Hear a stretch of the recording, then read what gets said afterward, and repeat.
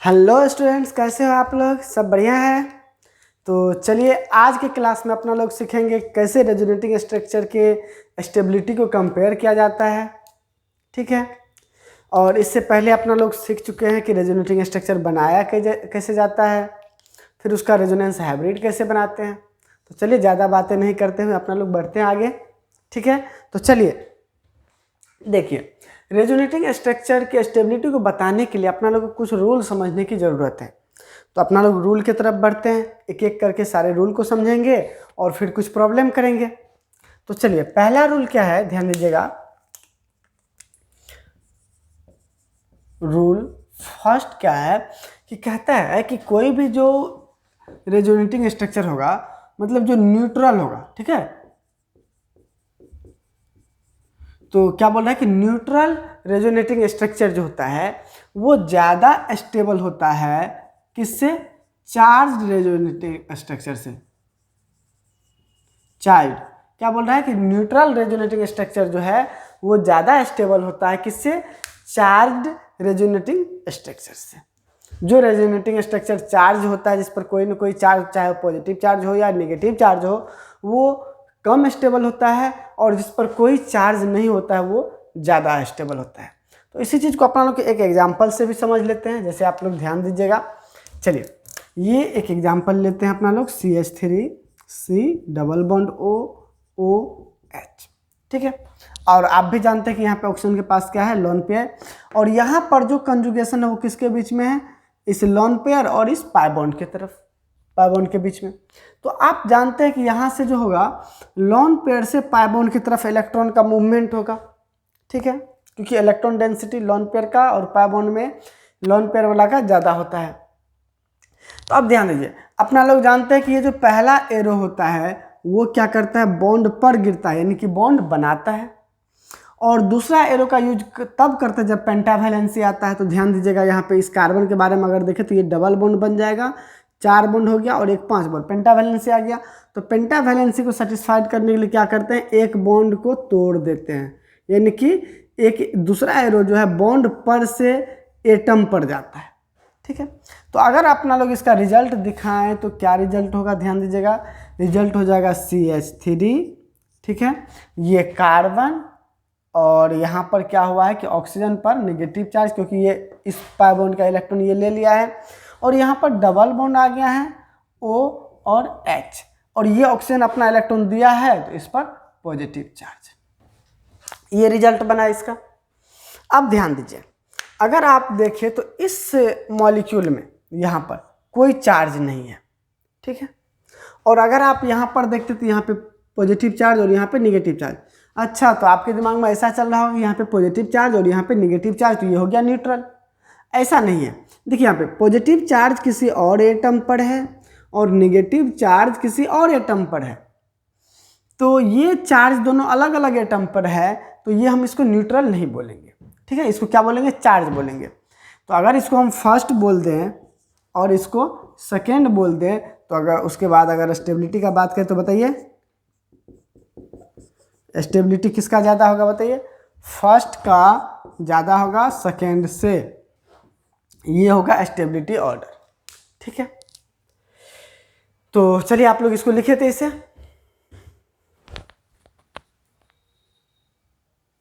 चलिए, तो दूसरे रूल की तरफ बढ़ते हैं। तो ध्यान दीजिए, दूसरा रूल जो है, रूल 2, ये क्या कहता है? ध्यान दीजिए, ये बोल रहा है कि रेजोनेटिंग स्ट्रक्चर जिसका ऑक्टेट कंप्लीट हो, ठीक है, जिसका ऑक्टेट क्या हो? कंप्लीट हो। ठीक है, कंप्लीट हो। और दूसरा रेजोनेटिंग स्ट्रक्चर जिसका ऑक्टेट क्या हो? इनकम्प्लीट हो। ठीक है, एक रेजोनेटिंग स्ट्रक्चर है जिसका ऑक्टेट कंप्लीट है, और दूसरा रेजोनेटिंग स्ट्रक्चर है जिसका ऑक्टेट इनकम्प्लीट है। तो इन दोनों में कौन ज़्यादा स्टेबल होगा? तो बोला जाता है कि जिसका ऑक्टेट कंप्लीट है वो ज़्यादा स्टेबल है। ठीक है, जिस रेजोनेटिंग स्ट्रक्चर का ऑक्टेट कंप्लीट है वो ज़्यादा स्टेबल है उस रेजोनेटिंग स्ट्रक्चर से जिसका ऑक्टेट इनकम्प्लीट है। तो इसको भी अपना लोग एग्जाम्पल से ही देखते हैं। ठीक है, तो चलिए यहाँ पे आप ध्यान दीजिएगा।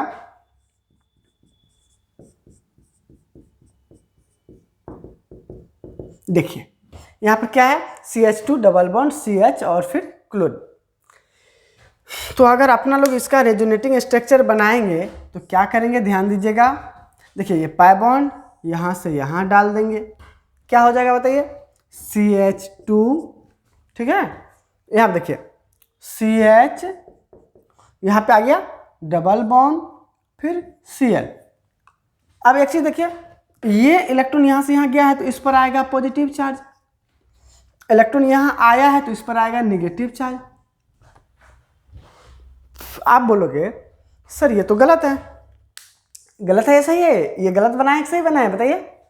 गलत बनाए हैं। ध्यान दीजिए, अपना लोग क्या पढ़े हैं, अभी तो पिछला सवाल में बताए हैं कि इलेक्ट्रॉन का मूवमेंट ज़्यादा इलेक्ट्रॉन डेंसिटी से कम इलेक्ट्रॉन डेंसिटी की तरफ होता है, और यहाँ पर ज़्यादा इलेक्ट्रॉन डेंसिटी वाला तो लोन पेयर है, तो लोन पेयर से पाई बॉन्ड की तरफ मूवमेंट होना चाहिए इलेक्ट्रॉन का, लेकिन अपना लोग दिखाए किधर है, पाई बॉन्ड से लोन पेयर की तरफ। तो ये तो गलत है, हाँ ये गलत है, ये बिल्कुल ये गलत बनाए हैं। लेकिन मान लीजिए थोड़ा देर के लिए बना दिया, आपको कोई ऐसा दे दिया, अच्छा सही क्या होगा वो बताइए, इसका सही क्या होगा, तो उसके लिए एक बार फिर से लिखते हैं, CH2 डबल बॉन्ड CH इधर क्लोरीन, ठीक है। ये सवाल है, इसका सही क्या होगा, ध्यान दीजिएगा। सही होगा कि लोन पेयर से किधर, पाई बॉन्ड की तरफ जाएगा, ये सही है। तो अगर इसका रिजल्ट बनाए हैं तो क्या बनेगा, यहाँ पर CH2, ये बॉन्ड तो टूट के इस पे आ गया तो माइनस, फिर CH और यहाँ पे डबल बॉन्ड बन गया Cl और Cl पे प्लस, ये अपना इलेक्ट्रॉन दिया तो इस पर प्लस, यहाँ पे डबल बॉन्ड और फिर ये इलेक्ट्रॉन लिया तो इस पर माइनस चार्ज, ये बना। चलिए तो मान लीजिए कि आपको यहाँ पर ऐसा थोड़ा देर के लिए इसका रेजोनेटिंग स्ट्रक्चर ये है और इसका, ये दोनों क्या है, रेजोनेटिंग स्ट्रक्चर एक दूसरे का। मान लीजिए थोड़ा देर के लिए आपको ये भी दे दिया है, ठीक है। चलिए ये भी आपको दे दिया, ये पहला, ये दूसरा और ये मान लीजिए तीसरा आपको दे दिया ऐसा, और आपको बोला जा रहा है कि इन तीनों के बीच में आप स्टेबिलिटी को बताइए। तो ये दोनों तो एग्जिस्ट करेगा, तो बिल्कुल करेगा, ठीक है। ये नहीं करेगा, मान लीजिए कुछ नहीं करेगा, लेकिन फिर भी स्टेबिलिटी आपको पूछ रहा है, तो आप क्या बताओगे, ठीक है। तो चलिए स्टेबिलिटी कंपेयर करते हैं।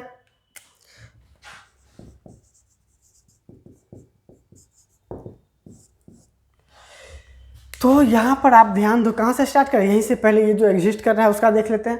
तो यहाँ पर देखिए, यहाँ पर इस कार्बन देखिए, इसमें और उसमें आप देखिएगा तो ये क्या है, न्यूट्रल है, कोई चार्ज नहीं है।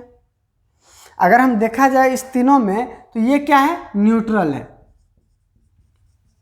न्यूट्रल है। इस पर भी देखिए चार्ज है, ये भी क्या है, चार्ज है, और ये भी क्या है, चार्ज है। तो इतना तो पता चल गया कि ये जो दूसरा रेजोनेटिंग स्ट्रक्चर है ये ज़्यादा स्टेबल है। सबसे ज़्यादा स्टेबल कौन है, सेकेंड वाला, ठीक है। अब बच कौन गया है, फर्स्ट और थर्ड, तो इसमें बताना है। तो चलिए कहाँ शुरुआत करें, इसी से करें, करते हैं। तो देखिए आप ध्यान दीजिए इस कार्बन पे, तो ये कार्बन कितना बॉन्ड बनाया है, 3 बॉन्ड, देखिए ना, एक ही, 2 यहाँ पे, एक यहाँ पे, 3 बॉन्ड बनाया है, ठीक है। तो अच्छा एक चीज़ और ध्यान दीजिए, इसको देखने से पहले आप ये बताइए कि आपको ये आता है ऑक्टेट कंप्लीट है या फिर ऑक्टेट इनकम्प्लीट है, ये पता करने के लिए आपको आता होगा। नहीं आता है तो आप थोड़ा सा ध्यान दीजिए, कैसे पता करेंगे कि किसी भी एटम का ऑक्टेट कंप्लीट है या फिर इनकम्प्लीट है। तो उसके लिए बस एक तरीका है, ध्यान दीजिएगा, उस तरीका पर ध्यान दीजिएगा आप लोग बढ़िया से।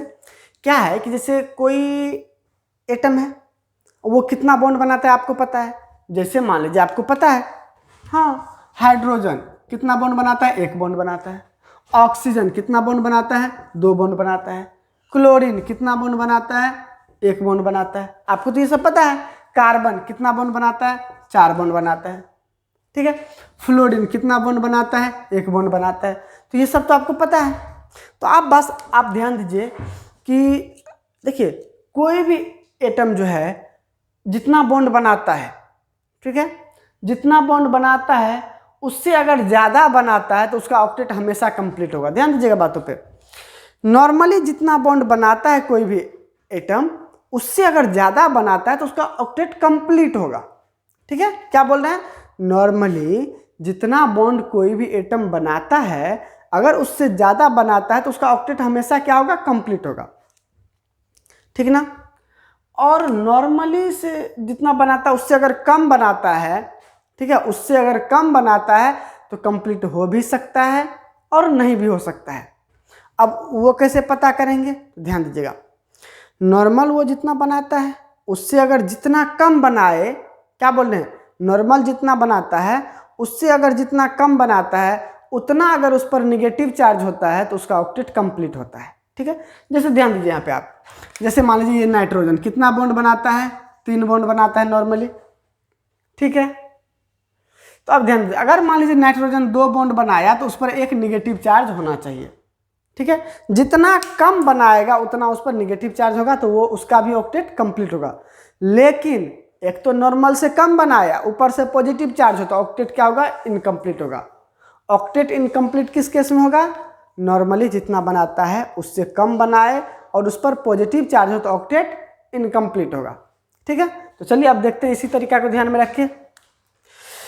यहाँ पर ध्यान दीजिए, कार्बन नॉर्मली कितना बॉन्ड बनाता है? 4 बॉन्ड। अब बनाया कितना है? 3 बॉन्ड। ठीक है, 3 बनाया है। अब देखते हैं कि पॉजिटिव चार्ज है कि निगेटिव चार्ज। तो इस पर पॉजिटिव चार्ज है तो यहाँ पर इसका ऑक्टेट क्या है? इनकम्प्लीट है। क्या ऑक्टेट? इनकम्प्लीट है। यहाँ पर इस कार्बन का ऑक्टेट इनकम्प्लीट है। चलिए कोई बात नहीं, पता तो चल गया कि यहाँ पर क्या है? इनकम्प्लीट ऑक्टेट है। आगे बढ़ते हैं।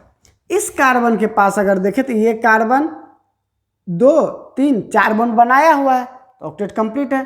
क्लोरीन देखिए 1 बॉन्ड बनाता है नॉर्मली, यहाँ पर कितना बनाया हुआ है? 2 बॉन्ड बनाया हुआ है तो क्या हो जाएगा? ऑक्टेट कंप्लीट हो जाएगा। तो यहाँ पर क्या है? ऑक्टेट इनकम्प्लीट है। चलिए अब इसमें आते हैं।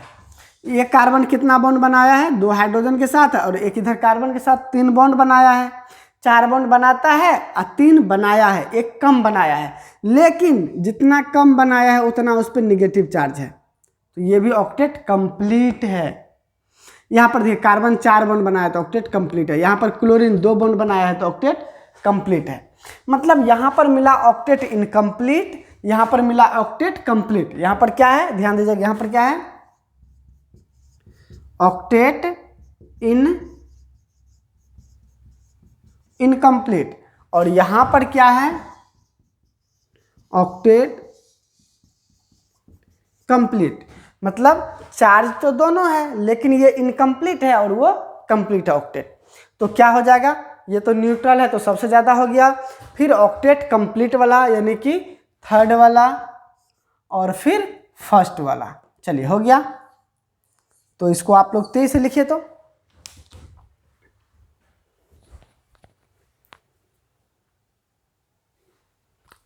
चलिए तीसरा रूल की तरफ बढ़ते हैं अपना लोग। तीसरा रूल क्या कह रहा है कि resonating structure having more number of covalent bond will be more stable.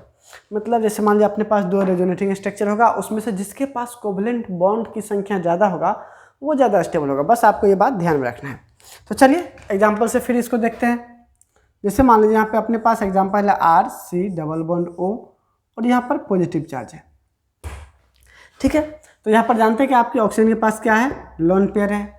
तो अब आप बताइए यहाँ पर क्या कंजुगेशन है दोनों में या नहीं है? यहाँ पर कंजुगेशन है या नहीं है? तो कंजुगेशन तो है। देखिए यहाँ पर क्या है कि इस ऑक्सीजन के पास लोन पेयर है और इसके पास वैकेंट ऑर्बिटल है।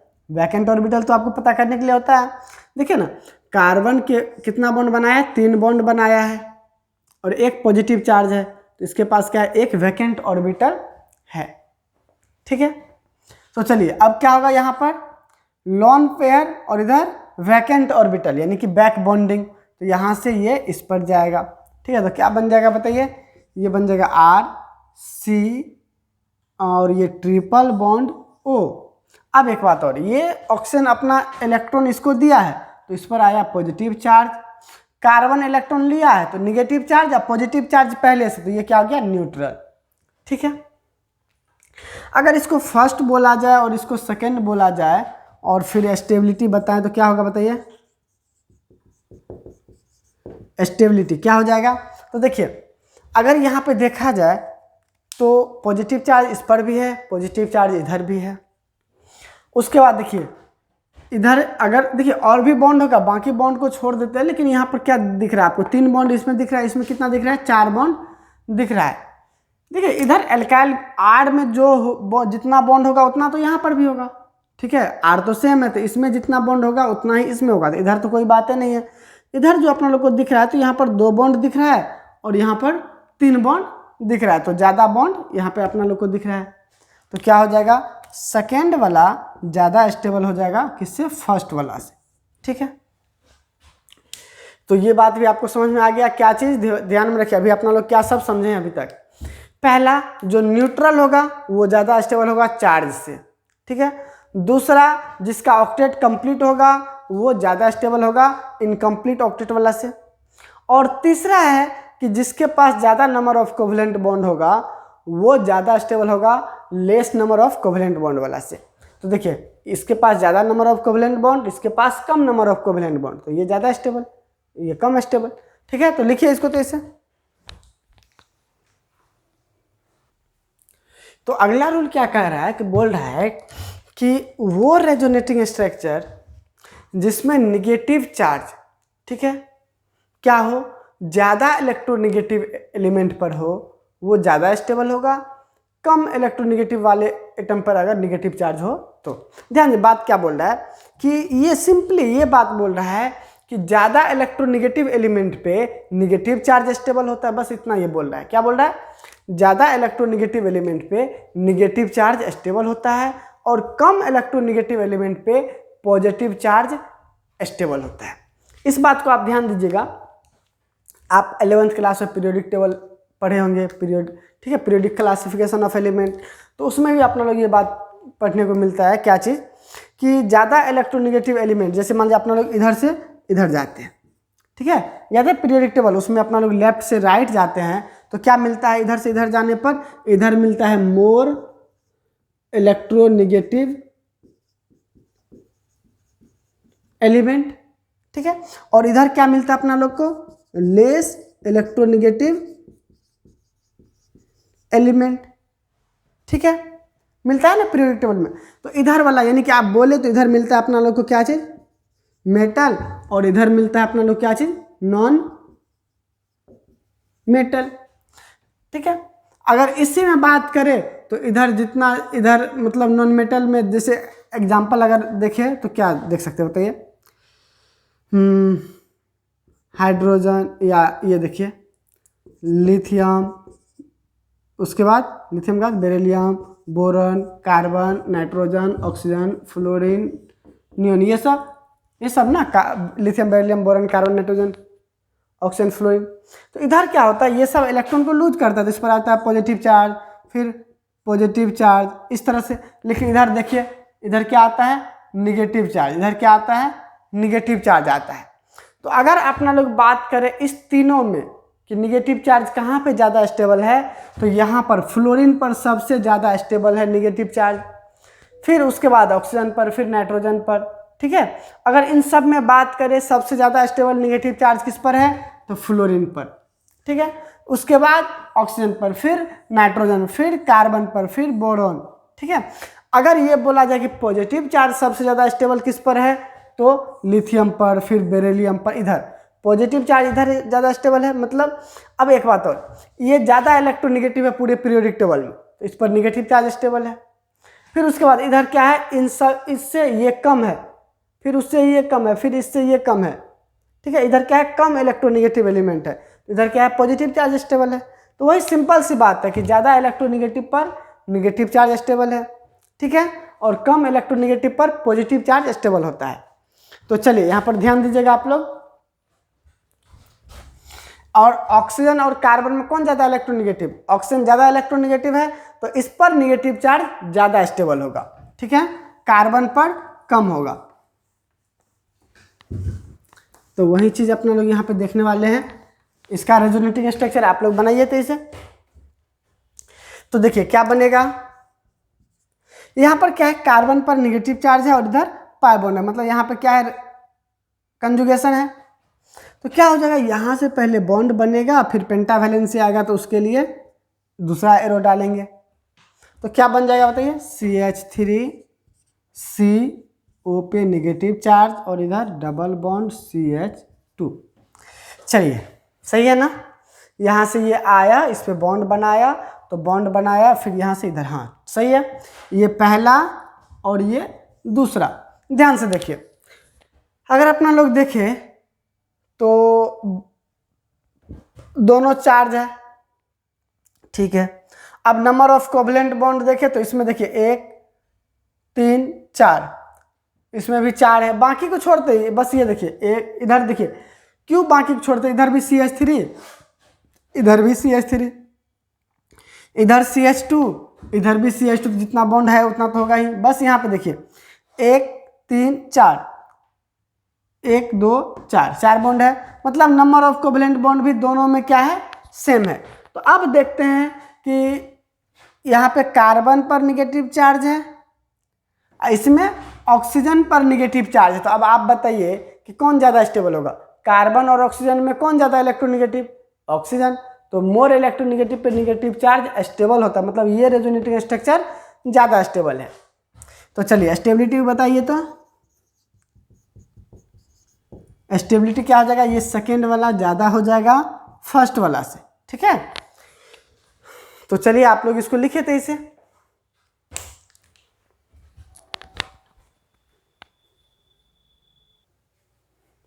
देखिए सिमिलरली इसका अपना लोग उल्टा भी बोल सकते हैं। क्या बोल सकते हैं, जैसे यहाँ पर क्या बोले बताइए, RS having negative charge on more electronegative element, वो ज़्यादा स्टेबल है। तो ऐसे भी बोल सकते हैं कि RS having positive charge on more electronegative stable element. जैसे आप देखिए, अगर सोचिए कि यहाँ पर पॉजिटिव चार्ज होता है, ध्यान दीजिए आप लोग पहले ये लिख लीजिए, ये वाला लिख लिए है, ठीक है। अब दूसरा आपको बता रहे हैं, अगर मान लीजिए यहाँ पे पॉजिटिव चार्ज होता, यहाँ पर क्या होता, पॉजिटिव चार्ज होता, तो ये एरो चेंज हो जाता, ऐसे हो जाता। देखिए अब क्या है कि RS having positive charge on more electronegative element, ज़्यादा इलेक्ट्रोनेगेटिव एलिमेंट पे पॉजिटिव चार्ज कम स्टेबल होता है, और कम इलेक्ट्रोनेगेटिव एलिमेंट पर पॉजिटिव चार्ज ज़्यादा स्टेबल होता है। तो ये हो जाता अगला, मतलब रूल नंबर 5 बोलिए आप, ठीक है, ये होता। तो खैर चलिए आप लोग इसको लिखिए, और ये एग्जांपल उसका नहीं है, पॉजिटिव चार्ज वाला आपको अलग से बताना पड़ेगा। तो पहले आप इसको लिख लीजिए। चलिए तो 5वां रूल अपना लोग समझते हैं, ठीक है। देखिए ये रूल सिंपल क्या बोल रहा है, ये बोल रहा है कि देखिए ध्यान दीजिए आप लोग, पहले ध्यान दीजिए इधर, ये जैसे मान लीजिए पॉजिटिव चार्ज है और ये भी पॉजिटिव चार्ज है। तो आप बताइए, खुद आप ही बताइए कि ये पॉजिटिव चार्ज नज़दीक रहेगा, जैसे मान लीजिए पहला केस है जिसमें इतना दूरी पे है, ठीक है, और दूसरा केस है जिसमें ये इतना दूरी पे है पॉजिटिव चार्ज। अब बताइए यहाँ पर ये सिस्टम ज़्यादा स्टेबल है या फिर ये सिस्टम ज़्यादा स्टेबल है। तो देखिए सेम चार्ज है, ये भी पॉजिटिव चार्ज, ये भी पॉजिटिव चार्ज, तो सेम चार्ज जब नज़दीक रहता है और यहाँ पर सेम चार्ज जब दूर रहता है तो कब स्टेबल होता है। तो आप जानते हैं कि सेम चार्ज क्या करता है, आपस में एक दूसरे को रिपेल करता है। क्या करता है, रिपेल करता है। सेम चार्ज क्या करता है, रिपेल करता है। तो रिपेल करता है तो दूर रहना चाहेगा, तो सेम चार्ज यहाँ पे दूर है तो ये ज़्यादा स्टेबल है, और यहाँ पर नज़दीक है तो ये कम स्टेबल है, चाहे निगेटिव चार्ज ही क्यों ना हो। ध्यान दीजिएगा, अगर निगेटिव चार्ज है यहाँ पर है और एक में निगेटिव चार्ज यहाँ पर और यहाँ पर है, तो कौन ज़्यादा स्टेबल है, ये वाला ज़्यादा स्टेबल है। मतलब क्योंकि आपको पता है कि सेम चार्ज के बीच में क्या होता है, रिपल्सन होता है, और वहीं पर ध्यान दीजिएगा, वहीं पर अगर ये अपोजिट चार्जेज हो, अगर ये पॉजिटिव हो और ये निगेटिव हो, तो इसके बीच में क्या होता है, अट्रैक्शन होता है, ठीक है। तो आपको सिंपली पता है, ये नेचर में भी होता है कि सेम चार्जेज के, सेम थिंग्स के बीच में क्या होता है, रिपल्सन होता है। यहाँ पर सेम चार्जेज के बीच में क्या होगा, रिपल्सन होगा, और अपोजिट चार्जेज के बीच में क्या होगा, अट्रैक्शन होगा। तो जब भी सेम चार्जेज वाला ध्यान दीजिए, यहाँ पर आपको क्या करना है, जब भी सेम चार्ज वाला रेजोनेटिंग स्ट्रक्चर आएगा, ठीक है, जिसमें 2 या 2 से ज़्यादा एलिमेंट पर सेम चार्ज हो, इस तरह का रेजोनेटिंग स्ट्रक्चर आएगा, तो आपको उसमें ध्यान देना है कि वो सेम चार्ज दूर है या फिर नज़दीक है। अगर दूर है तो ज़्यादा स्टेबल है, नज़दीक है तो कम स्टेबल है। उसी तरह से अगर अपोजिट चार्ज है तो वो नज़दीक है तो ज़्यादा स्टेबल है, दूर है तो कम स्टेबल है। वही यहाँ पे बोल रहा है, ये क्या बोल रहा है कि R S having like charges, ध्यान दीजिएगा क्या बोल रहा है कि R S having like charges farther will be more stable. अगर मान लीजिए दूर दूर, इसका मतलब क्या हो, दूर दूर, अगर दूर दूर हो तो ज़्यादा स्टेबल होगा। उसी तरह से अगर अनलाइक चार्जेज हो, अपोजिट चार्जेज हो तो नियरर हो, नज़दीक हो, तब ज़्यादा स्टेबल होगा। यानी कि अपोजिट चार्ज हो तो नज़दीक होगा तब ज़्यादा स्टेबल होगा, और सेम चार्ज हो तो दूर होगा तब ज़्यादा स्टेबल होगा। इसी बात को आपको ख्याल रखना है। तो चलिए इसको भी एक एग्जांपल से समझते हैं। ध्यान दीजिएगा, CH2 डबल बॉन्ड CH, ठीक है, CH डबल बॉन्ड CH, यहाँ पर 4 बॉन्ड 4 बॉन्ड 4 बॉन्ड, ठीक है, और यहाँ पर NH2, इसका 4 बॉन्ड। हाँ चलिए, सबका 4 बॉन्ड कंप्लीट है। इस कार्बन का भी 4 बॉन्ड, इस कार्बन का भी 4 बॉन्ड, इस कार्बन का भी 4 बॉन्ड और इसका भी 4 बॉन्ड, ठीक है। अब इसका आप रेजोनेटिंग स्ट्रक्चर बनाइए। तो इसे चलिए बनाइए आप लोग खुद से।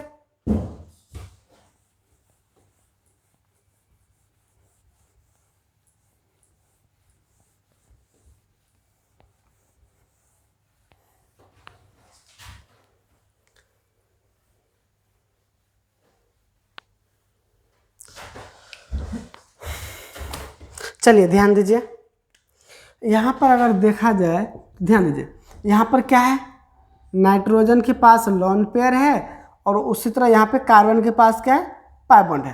तो यहाँ पर क्या है, कंजुगेशन है। तो ये जैसे यहाँ पे लोन पेयर से आएगा तो लोन पे ये बॉन्ड बनाया, ये बॉन्ड से एटम पर गिरा, तो इसका रिजल्ट दिखाएंगे तो क्या बनेगा, CH2 डबल बॉन्ड CH, फिर ये CH पर यहाँ पर निगेटिव चार्ज, फिर यहाँ पर एक बॉन्ड, फिर CH डबल बॉन्ड NH2, ये इलेक्ट्रॉन दिया तो इस पर पॉजिटिव चार्ज, ठीक है।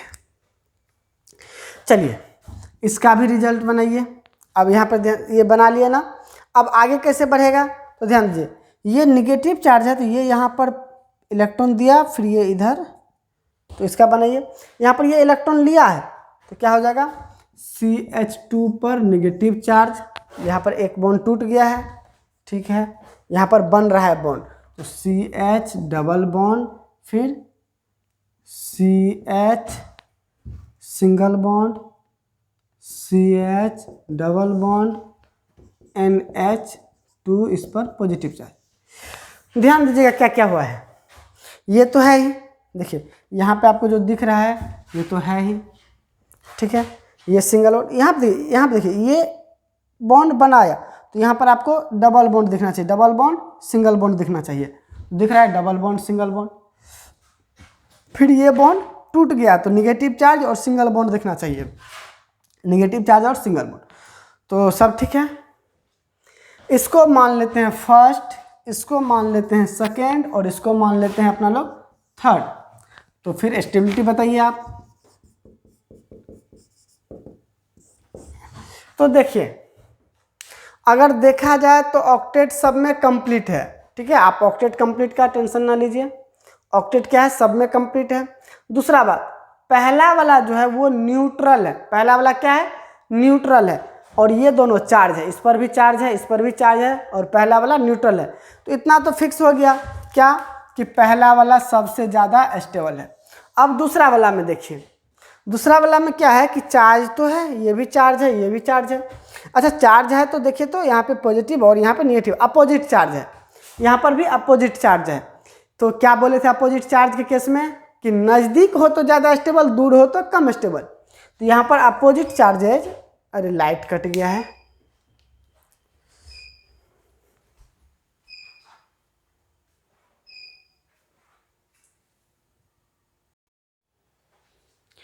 तो ये सेकेंड वाला में क्या है, चार्जेज नज़दीक नज़दीक है, अपोजिट चार्जेज नज़दीक है, और थर्ड वाला में अपोजिट चार्जेज क्या है, दूर दूर है।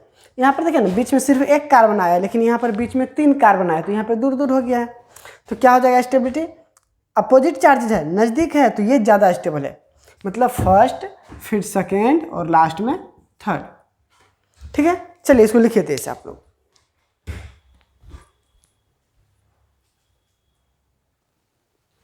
चलिए तो एक ये चलिए इस रूल में अपना लोग देखते हैं, फ्राइज रूल इसको बोलते हैं। ये क्या कहता है कि जैसे मान लीजिए रिंग वाला बेंजीन रिंग या बेंजीन की तरह वाला रिंग, बेंजीन टाइप के रिंग के बारे में अपने लोग पढ़े थे, ठीक है, उसका रेजोनेटिंग स्ट्रक्चर भी बनाने के लिए सीखे थे। तो ये बेंजीन टाइप का रिंग है। तो इस तरह के रिंग में चाहे नेफ्थलीन हो या फिनेफ्थलीन हो या एंथ्रासिन हो, इस टाइप ये सब अपना लोग तो देखे हुए थे, तो उसमें भी आप देख सकते हैं। तो इसमें बोल रहा है कि अगर कोई जैसे ये मॉलिक्यूल है तो इसमें जितना ज़्यादा बेंजीन टाइप का रिंग होगा, बेंजोनॉइड रिंग होगा, ठीक है, इस टाइप का रिंग देखिए, जैसे मान लीजिए रिंग है और इसमें 3 पाई बॉन्ड है, तो एक रिंग में अगर 3 पाई बॉन्ड, इस तरह का जितना भी रिंग होगा तो उसको बोलते हैं बेंजोनॉइड रिंग, ठीक है। तो ये रिंग जितना ज़्यादा होगा वो मॉलिक्यूल उतना ज़्यादा स्टेबल होगा, ठीक है। जितना ज़्यादा नंबर ऑफ बेंजोनॉइड रिंग होगा किसी मॉलिक्यूल में उतना ज़्यादा क्या होगा, स्टेबल होगा। तो जैसे अभी अगर देखें, ठीक है, अभी अगर देखें तो इस रिंग में कितना पाई बॉन्ड है, 3 पाई बॉन्ड है। इस रिंग में कितना पाई बॉन्ड है, 2 पाई बॉन्ड है। मतलब इस मॉलिक्यूल में एक बेंजोनॉइड रिंग है। कितना बेंजोनॉइड रिंग है, 1 BNZENOID बेंजोनॉइड रिंग है इसमें, ठीक है।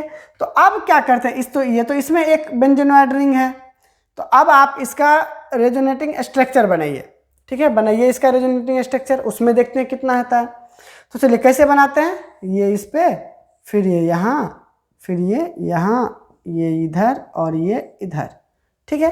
तो क्या बन जाएगा, आप लोग तो रेजोनेटिंग स्ट्रक्चर तो बनाने के लिए जानते ही हैं ना, ये सब तो सिखाए हैं।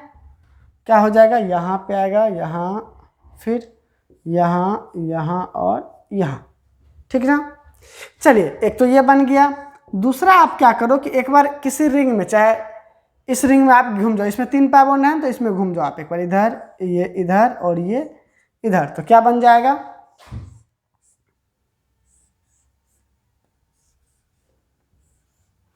क्या हो जाएगा बताओ, यहाँ पे हो जाएगा, ये यहाँ आ जाएगा और ये इधर आ जाएगा, ये यहाँ पे। चलिए तो इस तरह से बना लिए हैं। तो इसमें एक बेंजीनॉइड रिंग है यहाँ पर, इसमें तो है नहीं, तो इसमें भी क्या है, 1 बेंजोनॉइड रिंग है, ठीक है। और इसमें कितना बेंजोनॉइड रिंग है, देखिए इसमें 1 pi bond, 2 pi bond, 3 pi bond, इसमें भी 3 पाई बॉन्ड है, इसमें भी 3 पाई बॉन्ड है, तो इसमें क्या है, 2 बेंजोनॉइड रिंग है। तो अब आप ध्यान दो, अगर इसको अपना लोग फर्स्ट बोल दें, इसको सेकेंड बोल दें और इसको थर्ड बोल दें,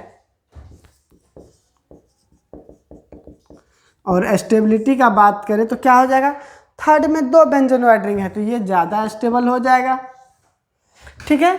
उसके बाद आप इधर आ जाओ, इसमें भी एक बेंजोनॉइड रिंग, इसमें भी एक बेंजोनॉइड रिंग है, ठीक है।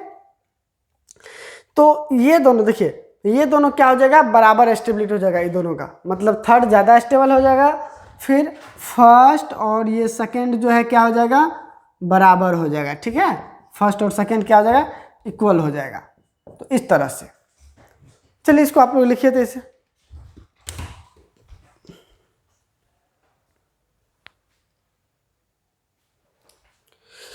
चलिए तो आज अपना लोग सीखे रेजोनेटिंग स्ट्रक्चर के स्टेबिलिटी को कंपेयर करने के लिए। अगले क्लास में अभी जितना अपना लोग रूल पढ़े हैं, ये 7 रूल जो पढ़े हैं, इसके बेसिस पे अपना लोग अगले क्लास में क्या करेंगे, प्रॉब्लम करेंगे, ठीक है। लास्ट में आप याद रखिएगा कि एरोमेटिक रेजोनेटिंग स्ट्रक्चर जो है वो ज़्यादा स्टेबल होता है। एरोमेटिक कंपाउंड सबसे ज़्यादा स्टेबल होता है, चाहे वो नॉन एरोमेटिक हो या एंटी एरोमेटिक हो, किसी से भी एरोमेटिक ज़्यादा स्टेबल होता है, ठीक है। तो रेजोनेटिंग स्ट्रक्चर में भी जो एरोमेटिक होगा वो ज़्यादा स्टेबल होगा। और एरोमेटिक के बारे में भी अपना लोग पढ़ेंगे, अभी तो आपको कुछ पता नहीं है तो आपको समय समय पर बताते जाएंगे। और इस रेजोनेंस के बाद अपना लोग एरोमेटिक कंपाउंड के बारे में ही पढ़ेंगे, ठीक है। तो चलिए पढ़ते रहिए आप लोग।